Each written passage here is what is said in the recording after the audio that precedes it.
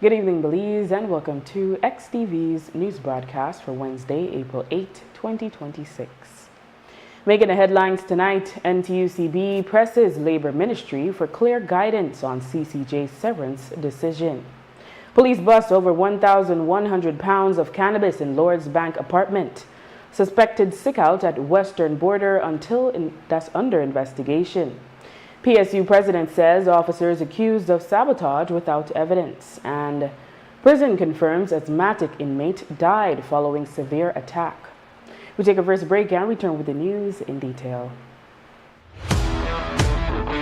When the job calls, you need a truck that works as hard as you do. Strong, reliable, and built for the load. The Jack Freight Truck gets the job done. From the lumberyard to the work site, power your business with confidence. I can count on Jack to get the job done right.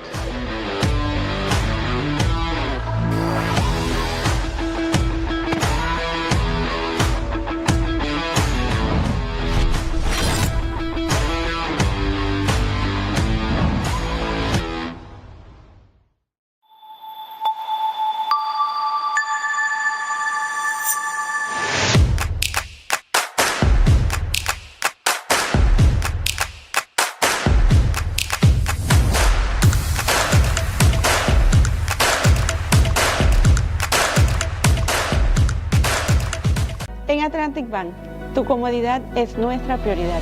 Nuestro centro de contacto está diseñado para mejorar tu experiencia bancaria. Con una amplia gama de opciones de servicio al cliente, ahorras tiempo y esfuerzo. Puedes llamar fácilmente para bloquear o desbloquear tus tarjetas de débito y crédito, realizar consultas de cuentas y acceder a información detallada de tus tarjetas. Ya sea que necesites asistencia con la banca en línea, apoyo para comercios o consultas generales, nuestro equipo está listo para ayudarte. Para mayor comodidad, si todos los operadores están ocupados, puedes dejar tu número y un operador te devolverá la llamada lo antes posible para asegurarse de que recibas el apoyo que necesitas. Para mayor seguridad, es posible que necesitemos verificar tu identidad con un conjunto de preguntas sencillas. Recuerda, Atlantic Bank nunca solicitará tu nombre de tu usuario ni contraseña de Atlantic Online por llamada telefónica, mensaje de texto o correo electrónico, asegurando que tu información personal permanezca segura y protegida. Nuestro equipo de apoyo está disponible de lunes a viernes, de 8 a.m. a 6 p.m. en inglés y en español. Simplemente marca al 223-1212. Esta es la línea dedicada para nuestro centro de contacto.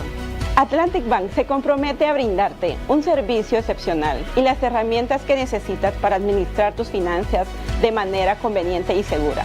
Aprovecha al máximo nuestro servicio del centro de contacto. Atlantic Bank, building the future together.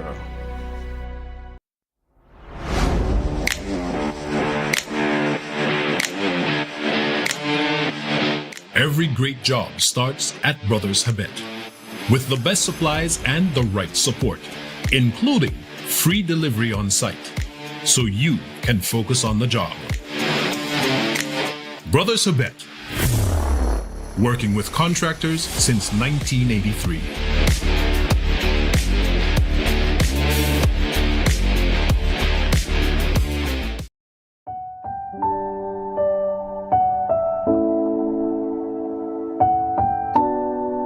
I overwhelmed. I don't even know how to talk right now. Estamos súper emocionados, estoy temblando, súper agradecida con todo. Ellos súper felices.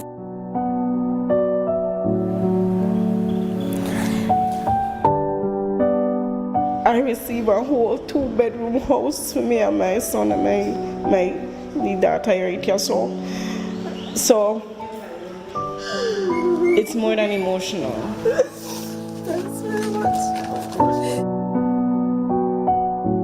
I'm grateful as a single parent right now to actually own one.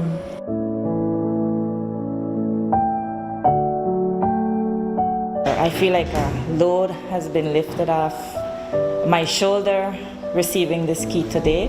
Currently, I'm living with my sister. I'm invading her privacy, so this changes a lot, not only for me, but for her. I'm like, keep on my knees. I keep on praying and I keep on asking God, let this be successful this time, because I have already tried 4 times. Everything done, baby. Everything done. No more hunger, no more starvation. We want to thank the Ministry of Housing. We want to thank Minister Julius, the members of the housing team that were able to partner with us, partner with Fort George to be able to provide for these ladies. I'm very grateful that we have this program that can support individuals like her who are, trying to live the right way and trying to provide for their families. Our job is to support them and to give them a lifting hand. All families are deserving of a dignified home. All children are certainly deserving of having their own place. I believe in this government. I believe in the ministry, the minister, the leadership of MIDH, and I believe in the leadership of our Prime Minister, Honorable John Briceño. Thank you.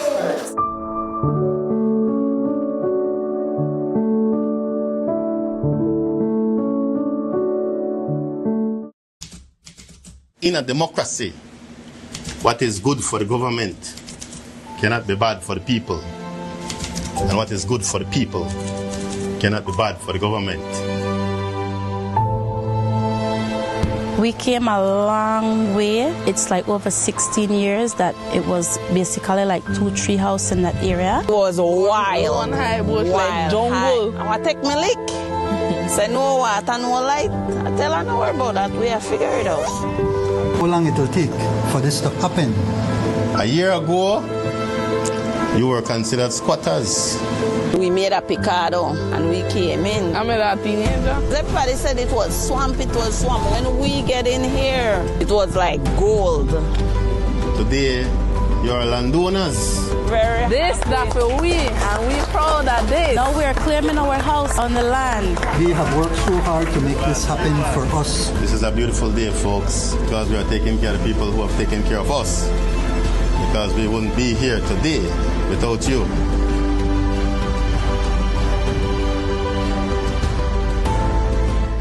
Belize, your voice is shaping our future. The Ministry of E-Governance is hosting National ID Project public consultations, and we're coming to you. Orange Walk, you're up first. Thursday, April 23rd at Central Park, 6 p.m. Come, learn, share, and help build a better ID system for all Belizeans. Then Belize City, it's your turn. Join us Friday, April 24th at the Biltmore Plaza at 2 p.m. Show up, speak up, because your voice matters in creating a smarter, more connected Belize.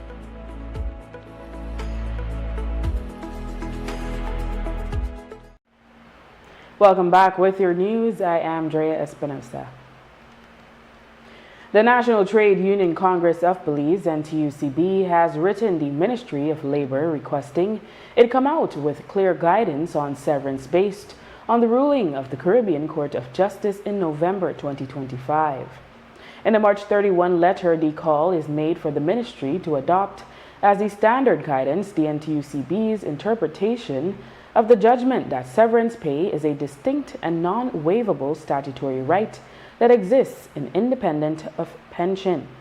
The Congress views the judgment as a landmark interpretation of the Labor Act and says it, quote, must be applied across Belize, end quote.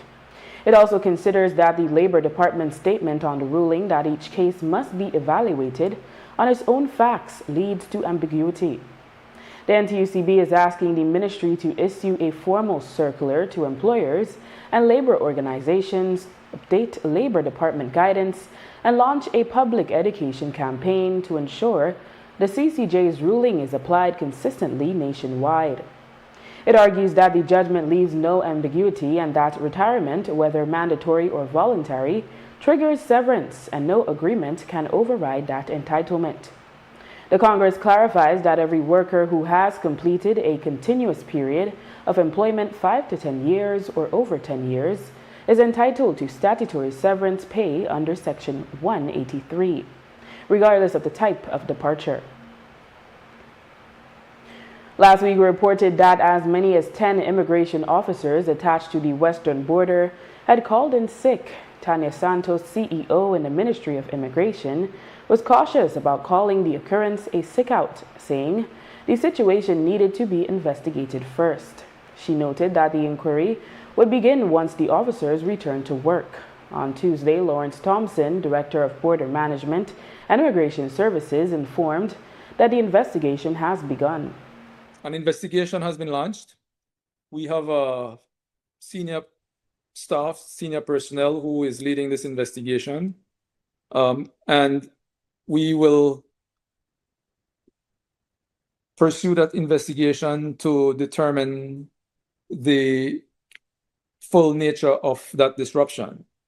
And we will take whatever necessary action is needed to ensure that these type of incidences do not reoccur or disruption. As I had mentioned, the integrity of that border is paramount to our strategic objective. We recognize that the operational aspect of that border should not be compromised, and any issue or any attempt at creating any disruption will not be countenanced in any ways. And so we are engaged in an investigation. We have obtained the assistance of the police to allow us to have a objective and proper investigation. And if it is that any results of this investigation lead to any disciplinary matters, then we will pursue those. And are those officers still working at the moment, or are they like on some kind of leave until the investigation is over? They are still working at this moment. We have actions in place that we are activating. And so this is an investigation that is still somewhat fresh. And as it moves along, then other administrative actions will be activated as well. Today, Dean Flowers, the president of the Public Service Union, confirmed that 8 immigration officers from junior to senior ranks received letters informing them that they were being placed on administrative leave for willfully choosing to abandon their posts. Flowers said that to accuse the officers of sabotage without any evidence is inviting a lawsuit for defamation. From the very onset, the director and the CEO would have taken the decision to reach a conclusion and to accuse these officers. These officers now stand accused of sabotage. Now, within the public service, we operate on the principles of fairness and due process. And the provisions in the regulations which allows the CEO to put these officers on administrative leave is there for a reason. It is there to cause her to do her investigation. It is not there to cause her to levy allegations against the officers. You cannot levy allegations against officers without concluding your investigation. And she has essentially stated in her letter that her suspicion on the illnesses that were legally reported and rightfully reported and procedurally reported properly, her suspicion against those reports amounts to sabotage. And she has, from the onset, breached the principles of due process and natural justice. And it concerns me not only as the president, but it concerns me as a taxpayer, because then you start opening yourself up for lawsuits, which my children and your children, CEO, your children, director, have to pay for. Without proof that those certificates were fraud, you have to accept them in good faith. That is how we operate in the public service, in good faith. Police today made a major drug bust of 1,176 pounds of suspected cannabis in a room in an apartment building in Lord's Bank Police District. Police also discovered a 9mm pistol with 12 rounds of ammunition. The drugs are estimated to be worth $1.6 million. ASP Stacy Smith told the media today that no one was at the location during the bust. She added that police are seeking a person of interest known to them, and they are confident an arrest will be made soon. She also indicated that the department's investment in technology assisted with today's drug bust. A joint operation was carried out by personnel of the Gang Intelligence Investigation and Interdiction Unit, the Anti-Narcotics Unit, and the K9 Unit of the Belize Police Department at a property located in Lords Bank Village, Ladyville. This operation led to the seizure of a large quantity of marijuana, being 29 large bags, which preliminary indication suggests may weigh well over 1,000 pounds. Also seized at that property was a 9mm pistol, which contained 12 live rounds of 9mm ammunition. These drugs were discovered in the room of an apartment building, and police are now seeking a person of interest in this matter. A person of interest is someone that has come under the police's radar before and has been charged for drug trafficking before. That is the extent to which I will disclose at this moment. No one was present at the time of the discovery, so certainly thorough investigations would need to be done, and we believe that we have started earnestly in that regard. And the trajectory within which we are wishing to or seeking to move with this investigation, we believe an arrest will be made. The department has been investing heavily in technology, in surveillance, in intelligence-led policing, and this arrest or the seizure today is a byproduct of that investment. The Belize Central Prison today confirmed that 32-year-old Philip Devon Bowen, known as an asthmatic inmate, succumbed Tuesday afternoon after a severe attack. Prison CEO Virgilio Murillo told Creme News XTV that Bowen was in the program's building when he began experiencing acute breathing difficulties. He said staff responded to Bowen's distress call and he was immediately escorted to the prison medic center for life-saving treatment. However, they realized that he required further treatment and he was transported to the KHMH, but unfortunately he died on the way. Murillo indicated that Bowen had his asthma pump with him and was on medication. Bowen was on remand since June 4, 2020 for the double murder of 50-year-old Quentin Espinosa and 70-year-old Roman Burley on the Hopkins Road in May of 2020. 5 years after the crime, police also charged Ryan Foster as his accomplice. After the break, Belize City man in critical condition following shooting incident, and church senator asked for education at Christian secondary schools to be free too. Stay with us. Electricity is essential for everyday life, but behind every outlet, a lot is happening to bring you safe, reliable, and sustainable energy. Let's start at the beginning. Independent power producers across Belize generate electricity using a mix of renewable and non-renewable resources. Electricity travels across a network of high-voltage transmission lines capable of transmitting electricity across long distances. Electricity then reaches your nearest substation, where it is adjusted to a lower voltage, making it safe to travel on the distribution lines you see in your community. From there, electricity makes its final journey from the distribution lines to your home, providing you with safe and reliable power when you need it. We continue to serve you. Kite flying is fun, but it can also be dangerous. Fly kites safely by following these tips. Never use wire, metallic thread, or wire-reinforced strings. you could be electrocuted. Remember, even a safely built kite can cause a power outage if it gets caught in a power line. Always use paper, plastic, or wood to build kites. Never fly kites near power lines, in the path of traffic, aircrafts, or near highways. Always fly kites with a responsible adult in open areas, in dry weather, and with clear visibility. Never attempt to remove your kite from a power line.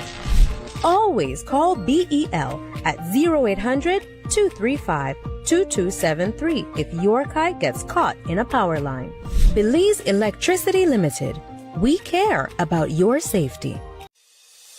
Nando's Wholesale is your market leader in Belize's wholesale industry when it comes to high-quality products at the most reasonable and competitive prices. With over 40 years in the wholesale business, Nando's Wholesale embraces the partnership of the hotel industry in Belize by providing world-renowned brands in wines, seasonings, condiments, and cleaners in industrial sizes, as well as small and large kitchen appliances and equipment. Nando's also takes pride in providing one of the quietest and most durable air conditioning systems in Belize with technical support and spare parts. Nando's Wholesale. Professional, reliable, effective, and prompt. Nando's Wholesale always delivers. Visit us at www.nandos.bz or send an email to nandos@nandos.bz. Or, even better yet, give us a call today at 222-500 or 280-8080 to speak to one of our sales representatives today.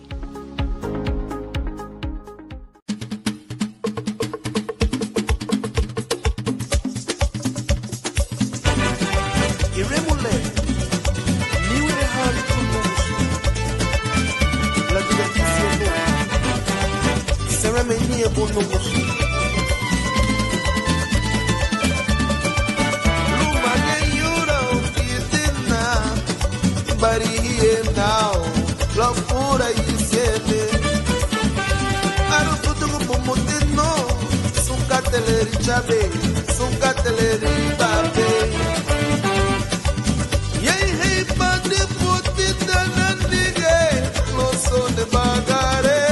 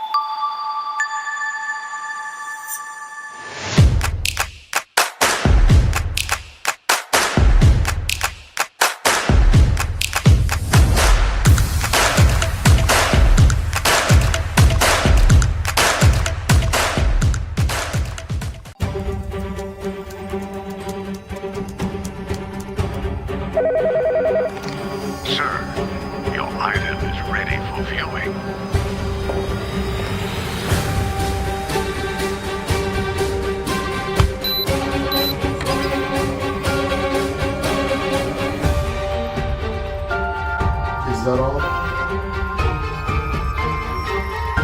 This is everything.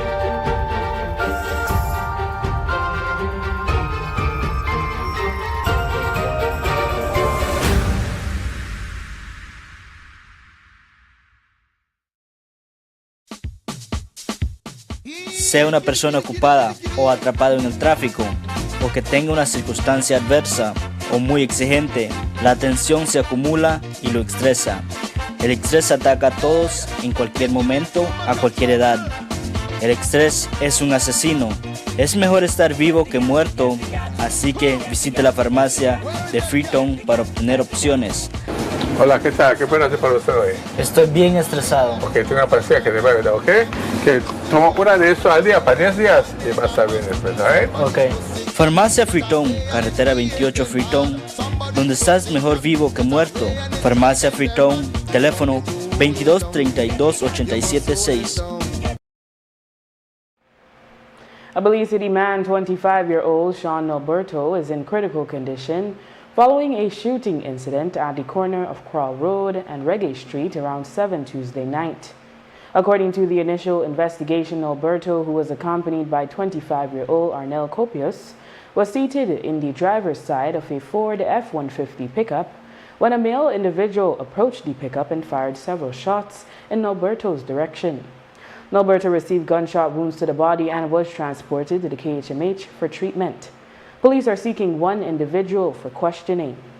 Officers who were on patrol in the area were alerted to the sounds of shots being fired, and they were advised by personnel at the police control room of the specific location. Upon their arrival, they observed an injured male person whose identity was later learned to be 25-year-old Sean Alberto. The male person exhibited apparent gunshot injuries, and he was transported to the hospital, where he now lies in a critical but stable condition. What we have been able to ascertain so far in the course of the investigation is that Mr. Alberto was seated in a vehicle on Reggae Street when a masked male person approached and fired several shots, which resulted in the injury of Mr. Alberto. Police have retrieved video footage from the Police Fusion Center, which are of use to the investigation, and a male person of interest is being sought. Church Senator Pastor Louis Wade Jr. in his contribution to the budget debate for fiscal year 2026-2027 recognized the initiatives of the Briseno administration, but also welcomed where area reps admitted shortfalls. He called for a second government housing program for those who can afford larger payments to own a home, and called on the government to make education at Christian secondary schools free as well. $13 million earmarked for educational grants, free tuition for all government schools. I applaud that there is this move, but remember, I am also the senator representing the churches. Sometimes I feel as if we are trying to penalize parents who send their children to religious institutions. If you go to a government school now, a high school, they are going to get free education, but if you are the kind of parent like I am that would prefer my child to get education at a religious school, then I have to carry the burden. Even if I am religious, and I pay taxes too. I have business as well. We work as well. So there's no such thing as secular tax and Christian tax or religious tax. There's just tax. So I look forward to free education rolling out into religious schools as well. Getting into the budget figures for the 2026-2027 fiscal year, Church Senator Louis Wade Jr. pointed to reducing tax collection. He noted that $57 million less than projected was collected for the last fiscal year, and the figure was even lower than what was collected the previous year. We see that it was projected for 2025-2026 last year that we would have collected $1.5 billion in tax revenue. But the projection column now shows $1.4 billion. In other words, it is a whopping $57 million less than what was estimated. But even worse is that it is less than what was collected the previous year, 2024-25, when it was $1.51 billion which was collected. That's a shrinkage. Our biggest revenue earners are pay-as-you-earn income tax, pay-as-you-earn income tax, the business tax, and GST. If we take a look at the line item for pay-as-you-earn in the estimates, it was projected that we would have collected 149 million. But what was actually collected? The adjusted column shows that it is now 130 million. That's $19 million less than what was predicted. Again, this 130 million is even less than what was actually collected for the 2024-25 year, which was $146 million. That too is a shrinkage of 16 million. Let's take a look at business tax, which, as I said, is one of the highest income generating tools for government as well. It was estimated that last year we would have collected 291 million in business tax, but what was actually adjusted to, it was adjusted down to 269 million. And then that's a smaller turn again. It's smaller than the business tax that was collected the previous year, which was 297.6. In other words, this year we should have been closer to 300 million, but it shrunk again. So that's a third indicator that we see shrinkage. When the governments of Belize and Cuba signed a bilateral agreement in 1999 for the Cuban Medical Brigade to come to Belize, included as well as were scholarships for Belizean students in Cuba and technical cooperation assistance. Now that there are discussions to end the Cuban Medical Brigade program due to pressure from the U.S., Minister of Health Kevin Bernard was asked if the scholarship component will also end. His response while on the WUB Morning Vibes Thursday was that for a couple years now, Belize has not been sending medical students to Cuba. At last count in February, there were 27 Belizeans studying in Cuba. Are we going to also have to stop sending our students to Cuba for medical training if we accede to this request of the United States? That was never part of that discussion. Let me also say though that because of the challenges that we've seen in the Cuban country, we have not been doing so for the past 2 years. The ministry took that position in not sending anybody on scholarships in Cuba for many reasons, and I would not want to discuss those reasons over the air, but there's factors, there's challenges in the country, constant loss of electricity, how that erodes the training capacity for doctors or persons who are out there training. And I know that if for those who are there, they can remain there to finish their course of study. And as an individual, I don't think you can force anybody not to go to a specific country on their own choice. But as a ministry, we at the time we have felt that it was not necessary. It was not in the right condition for us to be able to send people out there at this time. And so that's the reason why you have not seen where there have been Cuban scholarship offered or opportunities being offered for persons to go to Cuba to study at this point for the past 2 years. After the break, 850 visited the Zapadillas for Easter, mostly foreigners. Stay tuned. En Atlantic Bank, tu comodidad es nuestra prioridad. Nuestro centro de contacto está diseñado para mejorar tu experiencia bancaria, con una amplia gama de opciones de servicio al cliente. Ahorras tiempo y esfuerzo. Puedes llamar fácilmente para bloquear o desbloquear tus tarjetas de débito y crédito, realizar consultas de cuentas y acceder a información detallada de tus tarjetas. Ya sea que necesites asistencia con la banca en línea, apoyo para comercios o consultas generales, nuestro equipo está listo para ayudarte. Para mayor comodidad, si todos los operadores están ocupados, puedes dejar tu número y un operador te devolverá la llamada lo antes posible para asegurarse de que recibas el apoyo que necesitas.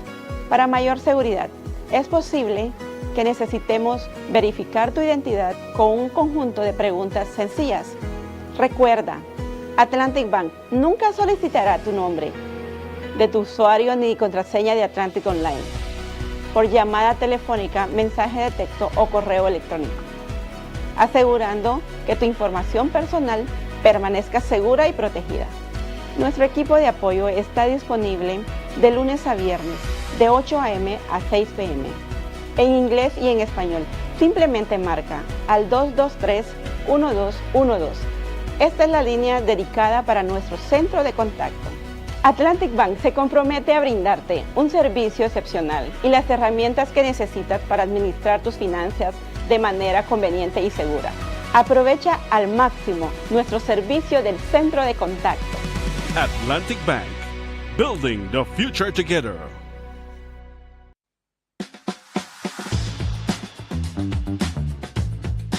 This is a Jack X200. This is a very recommendable vehicle. Storage capacity to the max, right? Fuel efficient, easy rider, AC not a play, the pump, comfortable, and it carry me to all my destination. I can count on Jack to take me and my packages where I need to go. I recommend it anytime.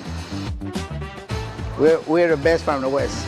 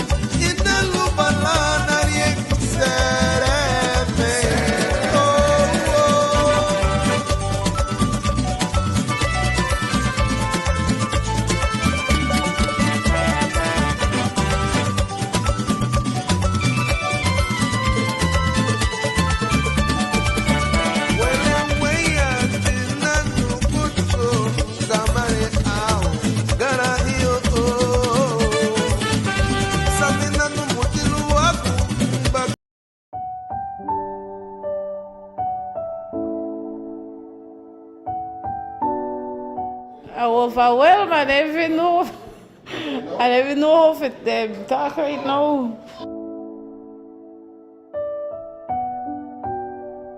Estamos súper emocionados, estoy temblando, súper agradecida con todo.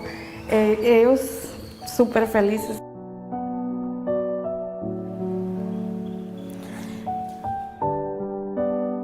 I received a whole 2-bedroom house for me and my son and my daughter right here. So it's more than emotional. Thanks very much.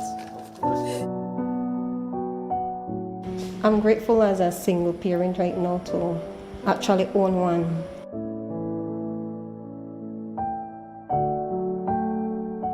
I feel like a load has been lifted off my shoulder receiving this key today.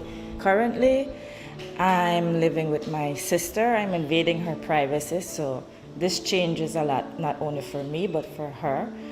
I'm like, keep on my knees. I keep on praying and I keep on asking God, let this be successful this time, because I have already tried 4 times.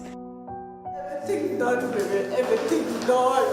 No more hunger, no more starvation. We want to thank the Ministry of Housing. We want to thank Minister Julius, the members of the housing team that were able to partner with us, partner with Fort George to be able to provide for these ladies. I'm very grateful that we have this program that can support individuals like her who are, trying to live the right way and trying to provide for their families. Our job is to support them and to give them a lifting hand. All families are deserving of a dignified home. All children are certainly deserving of having their own place. I believe in this government. I believe in the ministry, the minister, the leadership of MIDH, and I believe in the leadership of our Prime Minister, Honorable John Briceño. Thank you.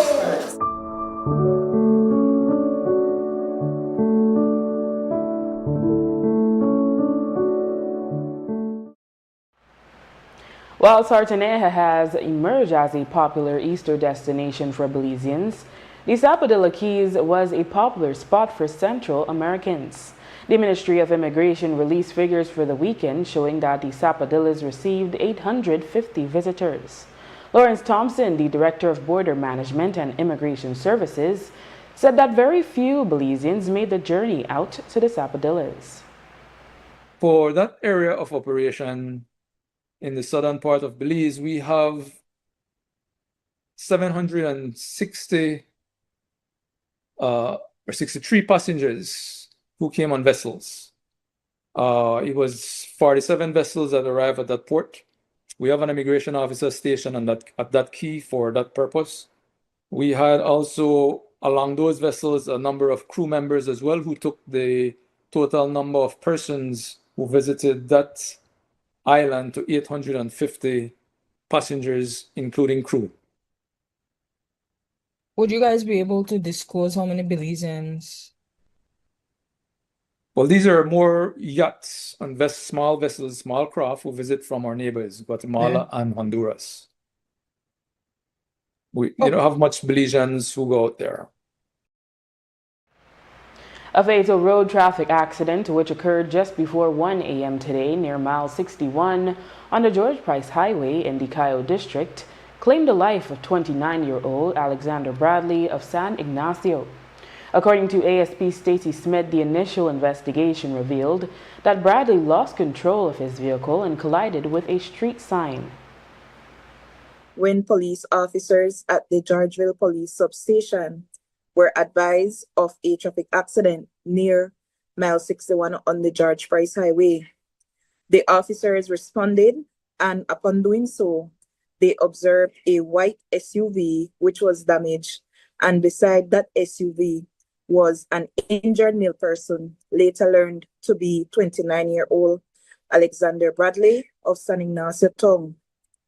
Mr. Bradley was transported to the San Ignacio Hospital for medical attention. However, he succumbed to the injuries that he sustained some 4 hours later. What the investigation has pointed to thus far is that Mr. Bradley lost control of his vehicle upon approaching a curve in that area and collided into a street sign, which caused the vehicle to overturn. Police are investigating a case of rape of a 16-year-old female minor in the Stan Creek district. According to the minor, the incident occurred on March 25, 2026, around 2:30 in the afternoon, when a male individual had sexual intercourse with her against her will. Police have since detained the individual and the investigation is ongoing. Police have charged a naturalized man from Red Bank, Stan Creek, 27-year-old Alexander Leal, with 3 counts of unlawful sexual intercourse with a female minor. Leal is accused of committing the crimes between 2021 and 2022. ASP Stacy Smith provided additional information.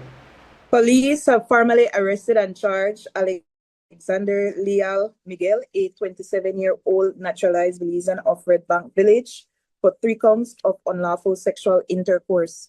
These charges follow police investigation into a report that he had sexual intercourse with a female who was below the age of consent on 3 separate occasions between 2021 and 2022. And media in Chedamal are reporting the detention of a Belizean identified only as Luis Alberto, surname withheld. He was detained last week on Boulevard Bahia as he was moving some large bales later discovered to be over 100 kilos of marijuana. One of the vehicles was a Toyota 4Runner with Belize license plates, while the other was a Dodge Durango with Quintana Roo license plates. Mexican authorities were assisted by a K-9 in their operation. The vehicles have been impounded, along with a cell phone that was confiscated. And with that, we've come to the end of our newscast. The repeat can be viewed on this station later tonight at 9 and again tomorrow at midday. Join us again tomorrow for another edition of the news. And remember, you can always catch up with the day's top stories on our YouTube channel and Facebook page under XTV Belize. And you can watch the evening news live on our XTV BHNI app. I am Drea Espinosa. Have a safe and enjoyable evening.